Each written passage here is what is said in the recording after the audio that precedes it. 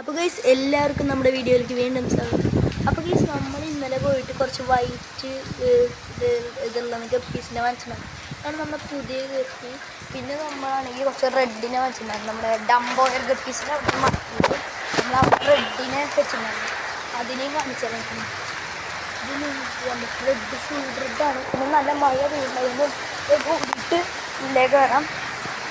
അപ്പോൾ ഗൈസ് ഞാൻ നിങ്ങൾക്ക് പറയുന്നത്, നിങ്ങൾക്ക് ആർക്കെങ്കിലും ഫുൾ റെഡിനും ആൽബിനോ ഫുൾ റെഡിനും ഈ വൈറ്റ് ഗപ്പീസിനെയും വേണമെങ്കിൽ നിങ്ങൾ എന്നെ കോൺടാക്ട് ചെയ്താൽ മതി. പിന്നെ ഈ വൈറ്റ് ഇപ്പോൾ ബ്രീഡായിട്ടാണല്ലോ, കുറച്ച് നാളും കൂടി എടുത്തിട്ട് കുഞ്ഞുങ്ങളൊക്കെ ഇപ്പോൾ സേഫാണ്. കുറച്ച് നാളും കൂടി പിന്നെ നമ്മളതിൽ വേറെ പുതിയ സെറ്റ് ടൈപ്പ് മീനും വന്നത്.